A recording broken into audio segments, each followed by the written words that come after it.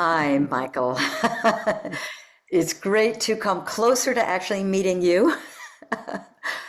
We've been aware of each other for a very long time. This is Michael Samuels. I will put a bio and maybe link for you in the text area.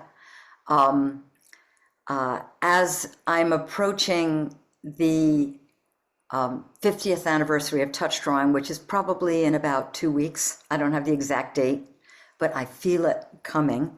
I have been wanting to have conversations with people who can bring a depth, and I really have a sense of the depth of your connection with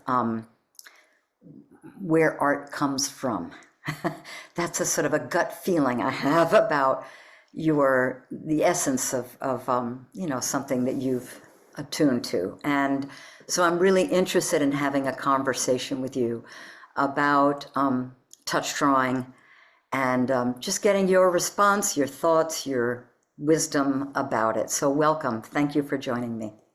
Thank you for having me. I'm honored as one of the major characters in this play that we're doing, this game, this lovely joining of art and healing, which we've been doing for a long time.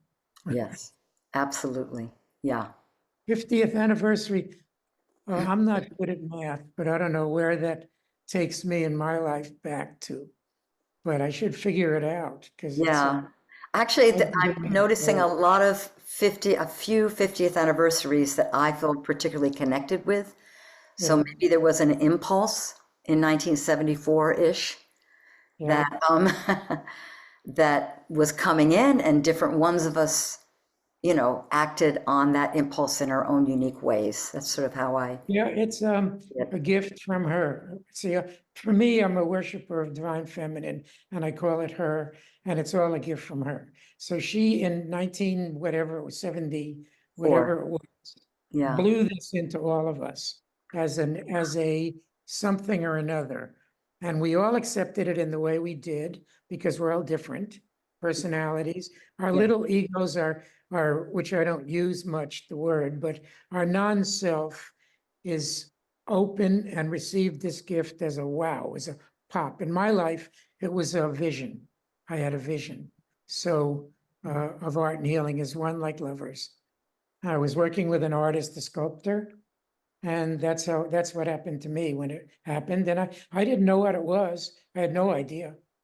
I had never worked with art and healing. I was I don't know what you would call it, a physician working with visions and shamanic healing and different stuff, but never art and healing. So this was new.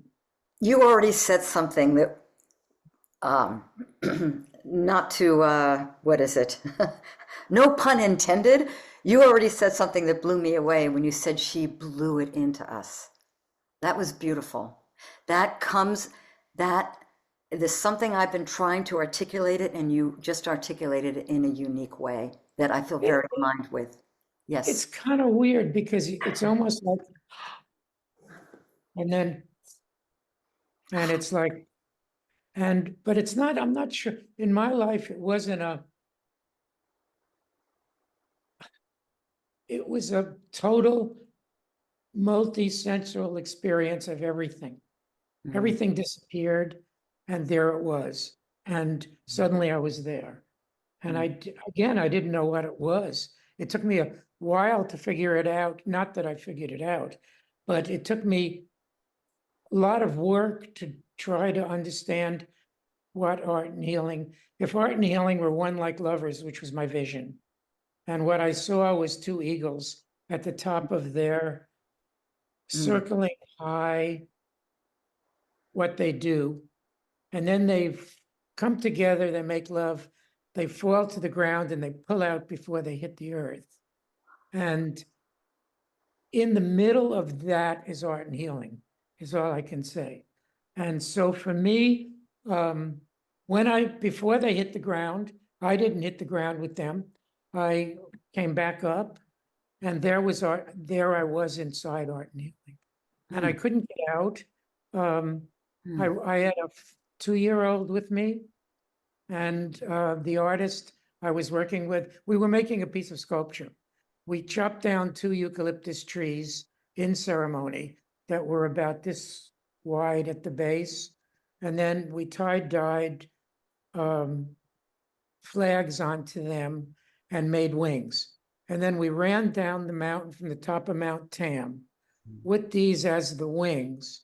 And that's where I had the vision of the eagles and coming down. And so essentially we were doing a piece of art and healing. What I later did when I taught all my classes, because I taught art and healing in many universities for many years. And it was a specific thing that I did where the people made art to heal something in their lives. And the healing was the making. It was not it wasn't, I don't know, it's complicated stuff. But when I saw your video of making the touch drawing, what I saw was the vision appeared. And the vision appeared from where? It appeared from your soul and their soul as a dyad. It appeared from her as a spirit, divine spirit giving art and healing to all of us at that time. It appeared from, Carl Jung used to write about where images came from. And I was very interested in that because I was an guided imagery therapist, essentially, before art and healing. So I'd say to myself, okay, where do images come from? And you can make a list of where they came from memory images, imagination images, hypnopompic, hypnagogic, dreams, hallucinations, visions, out of space, from aliens, from blah, blah, blah, blah, blah. And wherever they come from, because that's our lived experience. So when you touch and when that thing comes, because it's a process that you're doing with someone, you can talk about what that is, what the dyad of you and them and it coming in is. What the soul speaking, spirit speaking, she's speaking, what is it? Well, it's it can in doing the process, I can attune to different levels and in different ways.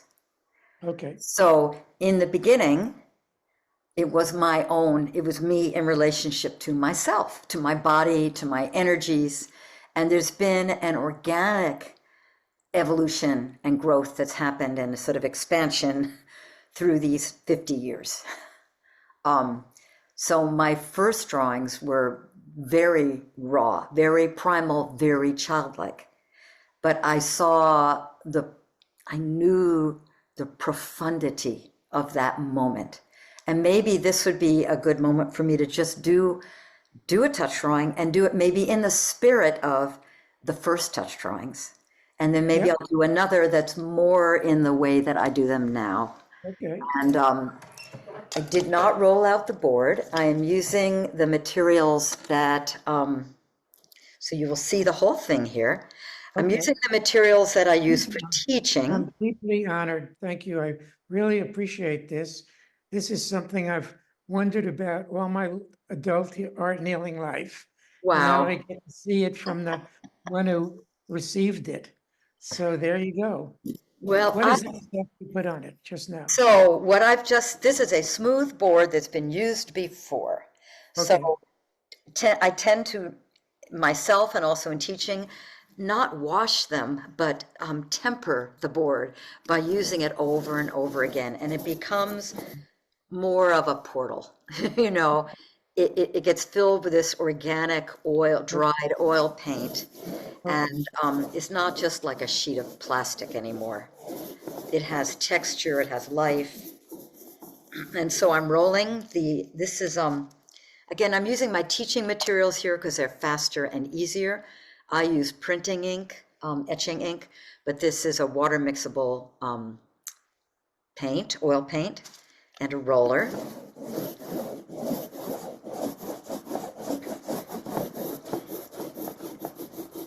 Yeah, I've had a feeling all these years that that I would love to talk with you and just see what you see, in your way of understanding. So, and again, I'm using the materials that I teach with because they're so easy to see the process. Tissue paper. My first touch drawings actually were on paper towels. So just before I actually do it, I will just say that the moment she blew into me, it did come like more like a big wind. I was just helping a friend in the print shop at Cooper Union. So I was in and they, whoever the beings are, or the way I understood it was, it came from the place beyond time. That's how I understood it at the time. And I was in a search, and there are background things. I have other videos where I share about the willow tree and seeing a willow tree draw in sand and how the naturalness of marks being created in the sand by the willow, it just took me into ecstasy. And I had done a little doodle saying, what's wrong with drawing a face? Because we'd gone all hyper abstract and contemplative in art school in New York City in the early 70s, right? Conceptual and or about just direct expression, human expression. So there was part of me that was going like, something, I need something else. And a friend who was definitely a cosmic catalyst, not just any person. And I hadn't spent time in the print shop.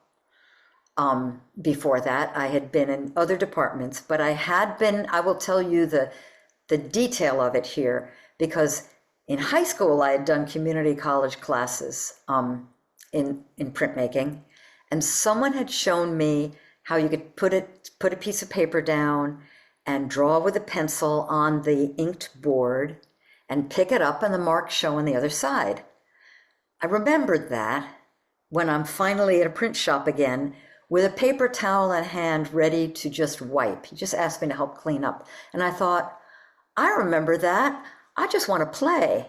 And I said, I don't have a pencil, so I guess I'll just use my hands. It was that silly, playful, and light. And so what I did with a paper towel, I'll just use my hands, was something like that. And I picked it up, and in the tissue paper you can see through better. And in the moments where my fingers, it was totally natural to use both hands, didn't even think twice about trying to use it like a pencil. The instant I thought, I'll just use my hands, it wasn't even a question that I thought about, which I'm realizing right now. I did not use my hand like a pencil. I just let my fingertips open and move. And this natural marks that came purely direct impressions of my body and my psyche on the paper in that moment, it's like my fingertips got unplugged. The energy in my fingertips got unplugged. And when they were unplugged, I think my head got unplugged too. And that was the feeling of, as you're saying, being blown into. So something in me opened through this, and what I got, well, I started laughing hysterically, really. And I started crawling around the floor, picking up more paper towels. And I was a very serious art student. I mean, I was very serious all those years. And here I was laughing and doing more and more. And I actually still have them. They've weathered the years amazingly well. They look like they were just done. So I have pulled them out recently so I can touch them again. Big pile of paper towel. variations of just, you know, movement. They became more tree-like and plant-like as I did more of them. And then they became, you know, like little faces and characters. And I could feel it. It's like me. My being is being projected onto the paper. And it's like every change in my psyche is like immediately on the paper. So there was no distance between me and the image. It was like almost like moving my psyche through the paper, transmitting myself through my body psyche through the paper and leaving an impression on the page. And along with that was this sense that it came from, you know, my language. I had done a little, started some spiritual reading at that point, but I didn't have much language yet. It was from outside of time, where human places, human civilization is kind of waiting to happen at different times. And these things are being, different civilizational impulses get dropped in. Like you said, you talked about that sensation. And this process was for the future. And humans would be entering a more fluid consciousness, and this process could transmit, could express this evolving consciousness. And Cool. Cool. I like it a lot. It sounds wonderful. Yeah. And there was another little bit that I kind of realized later that I did sense, and now makes way more sense than it did then. It will counter, almost like if I was being told, this will counterbalance technology. This direct expression with the hands. Now, computers were barely a thought form. I mean, I knew there were computers in banks because I had a friend who was working in banks where the computers were the size of rooms. This will counterbalance technology. So it was this directness. Yeah.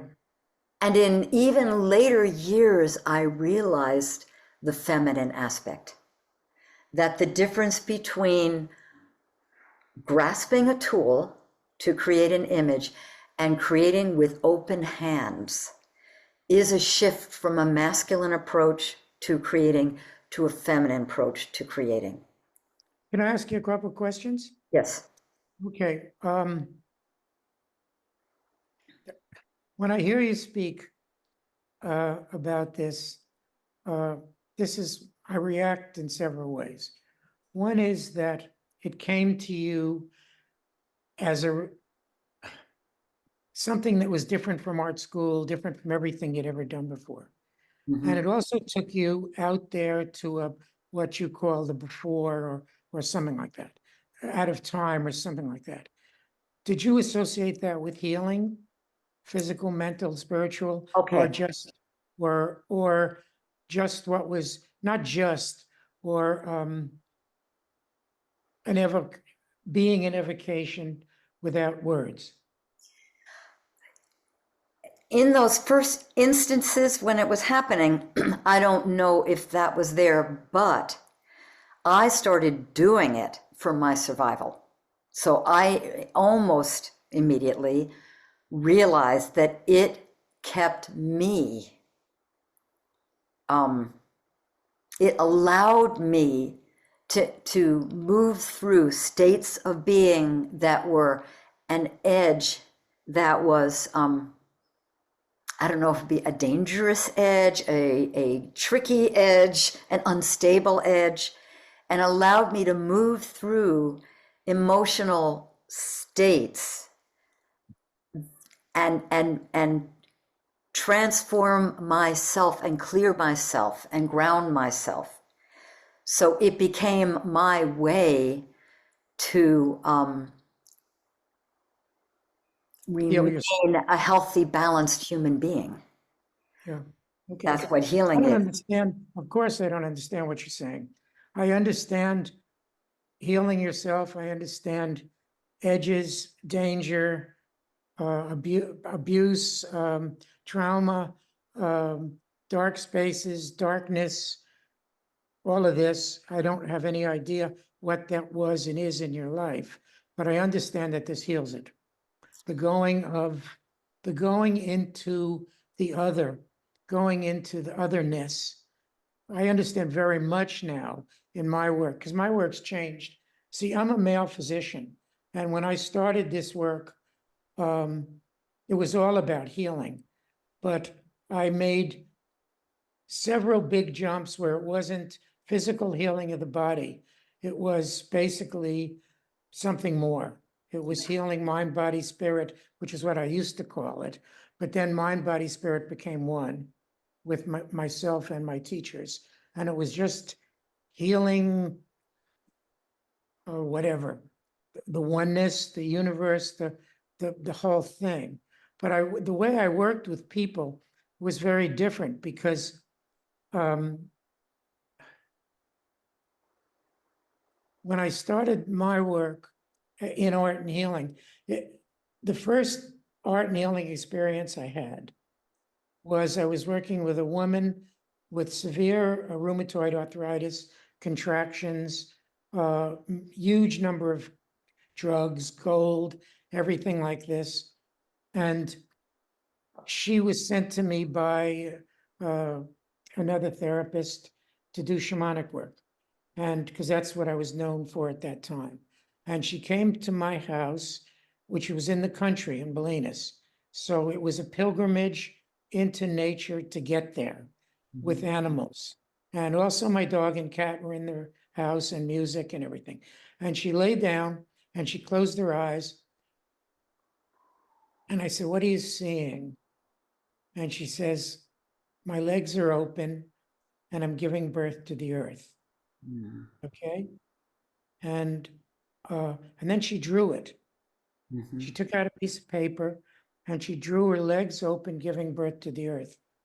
And I looked at this and I said, what I heard was the image she's drawing is more powerful than the words, and you've got to back up into it. You've got to go into the images, not the words anymore. Yeah. Okay. So art and healing is imagistic. It's what you see and feel in your entire body experience, but it's different for each person.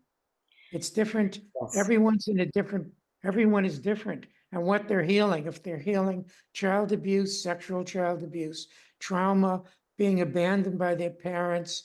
Because I taught art and healing, which is also called creativity and healthcare, which was also called creativity and spirituality in healthcare. And I taught it undergraduate last year, graduate, and pretty high graduate at 4 universities. And the students were half artists and half medical nurses, doctors, psychology students. They'd never seen each other before, and they'd never talked to each other before. And suddenly I said to them, something in your existence needs to be healed. We're going to find it in guided imagery. Then you're going to make a piece of art using music, dance, poetry, whatever the art forms were, which expanded to everything, gardening, breathing. And you're going to heal something in yourself, others, community, family, the earth, the trees, the forest, anything. And you're going to present that to the class in the last session as an actual action. No speech, no grades, no papers, no, it's a full academic course at all these universities. So they were all furious at me and always ready to boot me out. And at the end class, you can't imagine what was presented. It was never the same with any two people, from healing a rape to healing a legend story of their daughter as ancestors 5 generations ago being stolen by Spanish. And they'd put on plays, and they'd take their grandfather, who had Alzheimer's, to the place he was born and sing to him. No one knew what they were going to do. And you just sat there and cried. And you turned into love. You had to be love and non-judgment in the acceptance of the healing. That was an initial teaching. And meanwhile, of course, I'm working on myself, I'm working on whatever. And that's how that all started. But then it blah, blah, blah, blah, blah. So your process moved very rapidly to, when I talk to Michael Lerner a lot, because we're really good, very good old friends. He's from Bolinas, and he set up Commonweal, and whatever.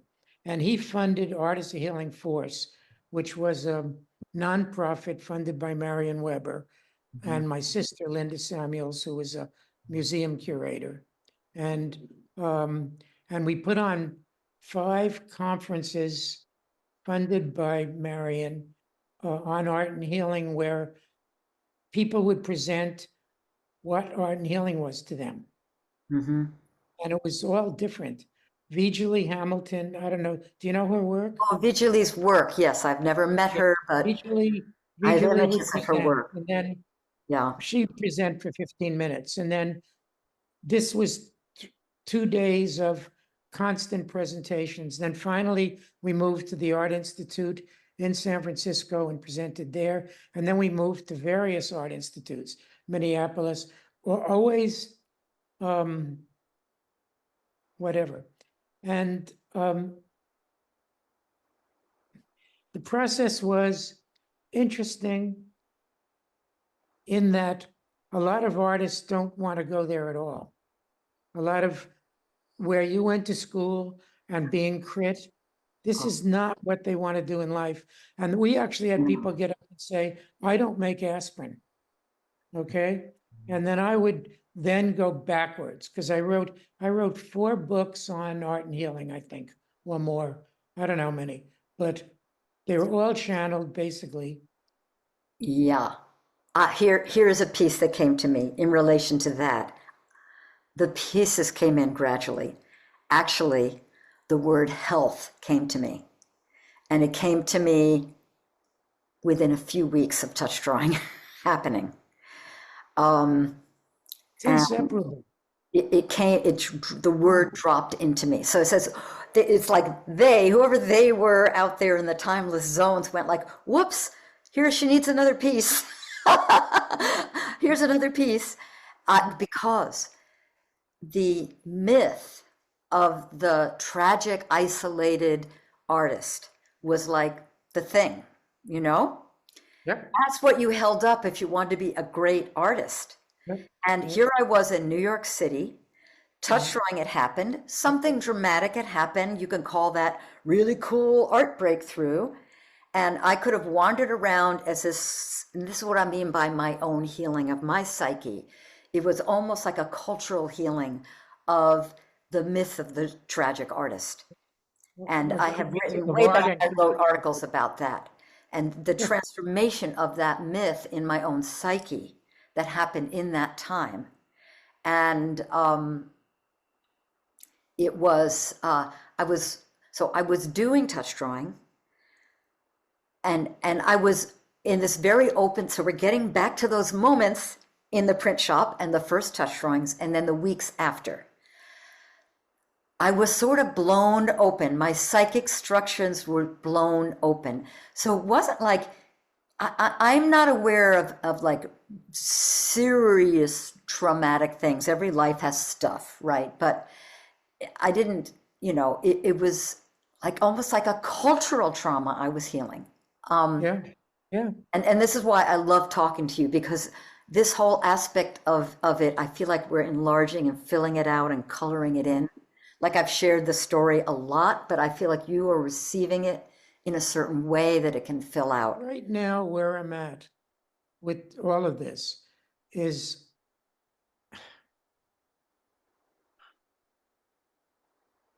I'm in Tinos, Greece, which is a Cyclitic island where there's a Church of the Virgin Mary that does miracle healings. And before that, it was a Church of Dionysius and the Menaids. And before that, it was the place where snake consciousness came to women. It's an ancient place of spiritual transformation. Yeah. And I've been brought here by basically Vijali sent me here. And on one of the lectures in Commonweal, she says, you have to visit my serpent in Tinos, who came out of the ground to heal women in prehistoric times. Okay, so I came to visit that serpent, because ceremony is a crucial thing in what I do. Yeah. And this is what you're doing is ceremony. It's healing ceremony. But it's Yes. out of what happened here is one day I was standing on the road to the church, and I walked out of a bakery, and suddenly time stood still. And a voice came to me and said, there is no time, and you're functioning out of time. And this had never happened to me as a physical experience. And then it amplified to there's no space at all, and you're functioning out of space. And then it amplified to there's only one consciousness, her, the universe, and the universe is being born as creativity. And that's it. Yeah. Okay. So that was an experience of, and that changed my life completely to being just that. So now, and I work with, on my Facebook internet thing now, I write a very short poem because it's all beyond words. And words are useless and even non-productive. And then I pull images from Pinterest, Google search, done by women mostly, of goddess visions beyond time. They're spectacular now. It used to be Alex Gray, who I worked with for many years. And then it was Susan Boulay, whatever. But now it's everyone. We're all seeing these visions. We can't get away from them. They're our life. These visions are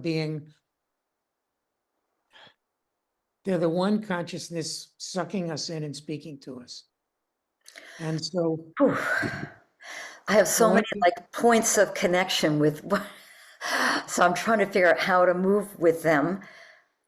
We were on, so let me finish the health moment, because then there's also the health moment was, and creation and ceremony, all of this, it all weaves together. Yes. Right. So the moment around health was, I was blown open, wandered around New York, just being open, like listening to my body, and letting my body guide me. And for me, actually, it's not a lot of seeing, it's more felt sense. And I've had to learn and make my peace with the fact that I don't visualize very well. And it's almost like I have to draw to see it. It's felt sense, and then I give it form through my hands.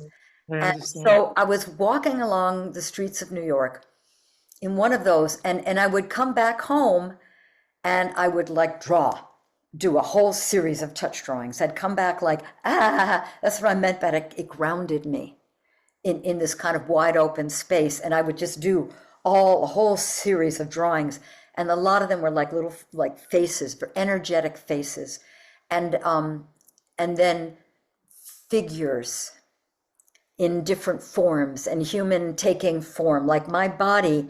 And I realized the art form was not the drawings, it was me, it was my psyche. And I was actually, as a drawing, I was sculpting my own psyche. That became the primary art form. And this moment of health in the midst of that time, because there was still this myth of the tragic artist, oh, I'm doing this, wow, and I must be really doing this dramatic, isolated artist thing. I'm just walking along, there's trash in the street, especially back in New York in the 70s. It's like there was dog poop in the streets, right? It was different. And I just remember looking at some trash in the street, and the word health came in, just the word. I'm not a big receiver of words at all either. Health. But it came in with that same, it was like blown into me. I love that image. And a whole association came to me in the moment of, if you're looking for truth through art, you have to be healthy. If you're talking about truth, nature is healthy. Align yourself with nature. And artists who are, there is a such thing as artists who are connected with community, who are not isolated. There is this whole, in other cultures outside of this culture, there are artists who are part of their community. And they are creating, authentic, truthful art. So that was the beginning of art as part of human ritual life, part of human ritual life and expression. Be integrated with community and with nature. What's interesting to me here is what was the first thing that was necessary in my life and your life was leaving the dominant paradigm of whatever it was. Being an artist at Cooper Union, me being a doctor doing injections of penicillin. Those had to be changed. And then in art and healing, once we started the art and healing thing at Commonweal with Michael, what we discovered, of course, was that there are artists healing rivers, there are artists healing watersheds, there are artists, there was Siskind who was healing, Sharon Siskind, there are artists healing minority groups, there are artists, and then it went way beyond that to basically healing the whole universe, to heal, being one conscious, being the one consciousness. But you see it, feel it, and are it. The connections disappeared. Because I used to say, you heal yourself, others, community, the earth, the rivers, the universe. Now I just say it's all one. Right. It's one consciousness. Yeah. And so there's no more separations, but there are the separations because Sharon Siskind is still healing. I don't know what she's doing right now. Communities of people in I forgot what it is now or something. And people are still healing riversheds, and that's authentic. That's what they're experiencing, and their break from, and their merger with the oneness. That's it in the creation right now.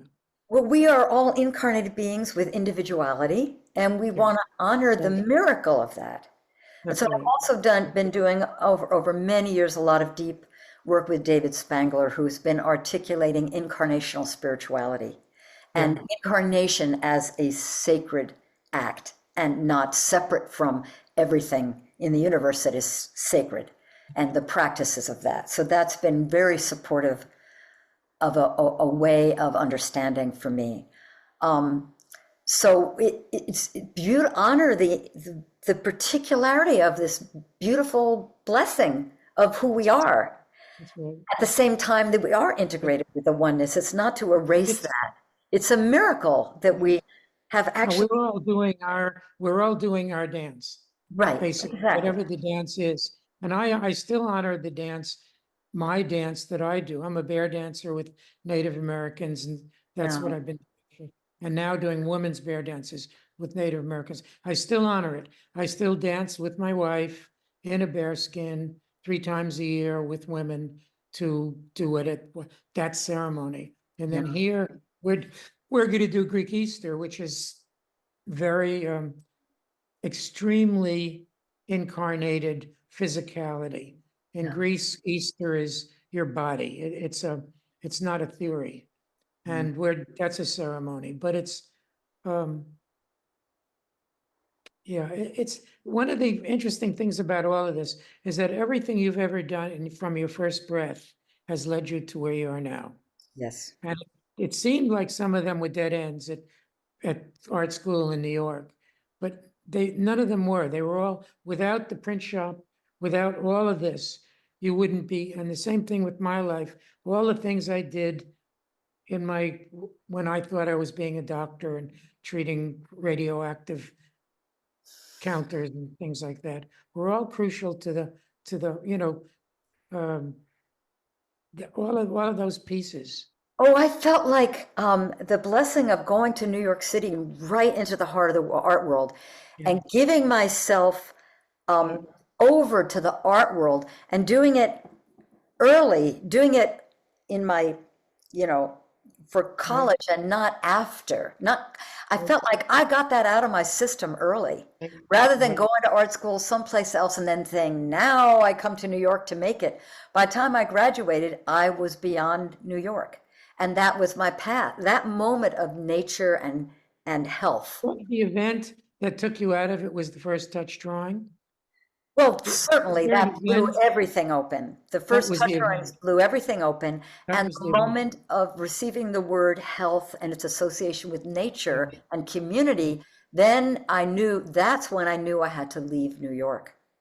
And Yeah. I had to find a way to be more connected with community. And I also found a way into a ritual space called the Long Dance with Elizabeth Cogburn, who I met just, well, I found my way into workshops with Jean Houston because she was in my home. I moved back out to my hometown, and there were a couple of friends who had worked with Jean Houston, and so I pulled weeds in her garden, you know, in exchange for attending the first 8-day workshop with her.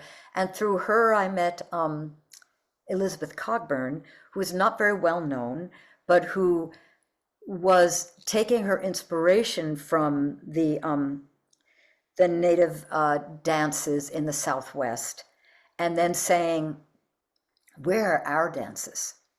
We as contemporary, you know, complex personalities, where are our dances?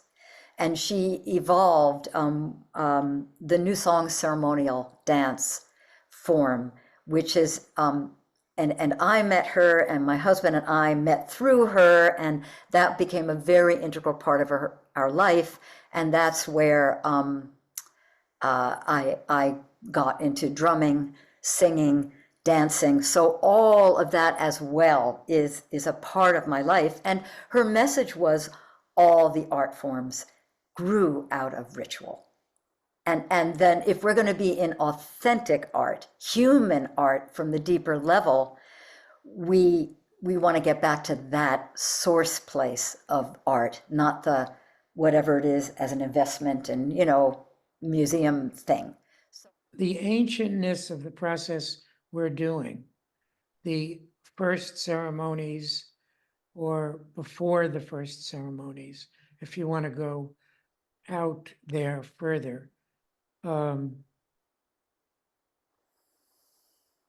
In my life now, there's something that's called her kiss, which is if I go backwards to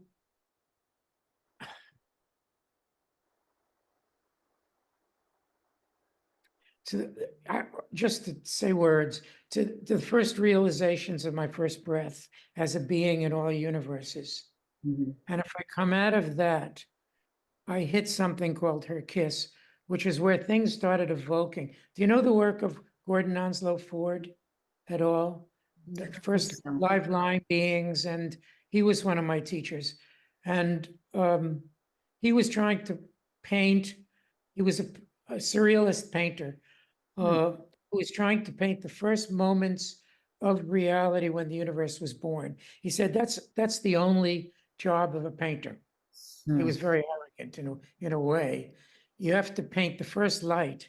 And so for me, the first light was called her kiss. But then I went backwards from that into the nothing, the chaos before it was created, which was called Bindu in Tibetan or Jainism or all those things, which is the unmanifest. It's unmanifest from the chaos. And in the unmanifest is the everything. And that's right now what I work from is the nothing of the unmanifest, evolving into the rest. But there's always the paradox of the manifest and unmanifest happening at once. So that's what that's what the whole thing is. But now what I do now is I don't know. There you go. And, but we needed all of this to form whatever we're doing. And I still don't have any arrogance thinking I know what it is. Yeah. If people ask me who I am, I say I'm a small bear that spills food on himself. When I introduced myself to this guru in Tibet that I worked with for a while with mantras, he says, "Who are you?" I said, "I'm a small bear that smells food on himself," which is pretty accurate. When I wake up in the morning, my wife growls and says, "How are you?" Whatever. Because my spirit animal manifestation is really important to me in the evocation from her kiss outward. And we used to do dances, not planetary dances, not the Anna Halpern stuff in San Francisco, which I worked with her for a long time, doing those dances and doing work. I taught with her and did dancing with her, but it was, anyhow, there was a space we went to where the first things were manifest, time and space. And we did a dance. We were doing dances with many, many, many people in large groups, where the first thing was art and healing as lovers coming apart, first ceremony. And when they came apart, they created time and space. And when they created time and space, they created the spirit animals of the 8 directions in a Native American form. And then they separated, and then art and healing started coming further and further apart and became medicine. And then once it became medicine, it became diagnostics and nursing and all of this. And then art and healing was discovered, came back into it, and they came back together again as lovers in our work. What you do, what I do. So we did this as a dance that took 2 hours with large groups of people. And I'd never danced, and I was dancing, and we did it with Anna Halpern, and we did it with many people. But it was because you merge all art forms. Oh, yeah, absolutely. into it. And It and all then becomes, there was the expressive arts therapy world, which was more where I found a place and a community. I would have loved to have actually connected way back with your art and healing events, but no, we basically have done the same thing, yeah, but different, yeah, as you said, with sacred individuality, of the beauty of the one, the beauty of the individual in the oneness of the totality of all of it. how about I do another touch drawing from another level, just kind Okay, of cycling back to that. okay. And because of that evolution of the process, because at first it was shaping my own self, but it had to expand beyond that, That's right. you know, Yeah. and Yep. right. But then it becomes, as you said, relationship. And I don't know what will happen now, and I'm not working with my own board and paper because it's easier to see this. So I will just see who wants to take form right now. The translation of presence into human form.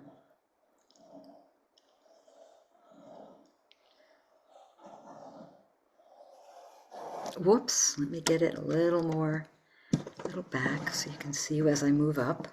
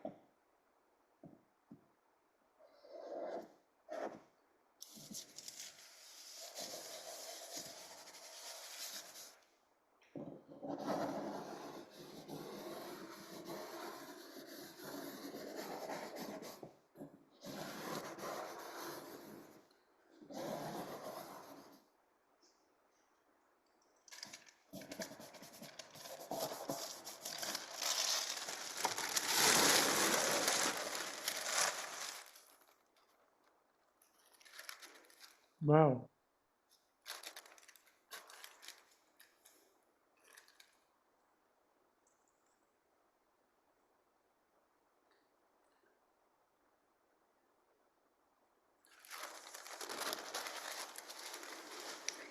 Can I ask you two simple questions? Do you see this before you do it, or it's just appear? Just So appear. here's the difference. When you were there, like I said, there's so many things I would like to kind of things that you talked about, like the process of having an experience and then creating art about it. And what happens in touch drawing as a visual art form, it is the experience.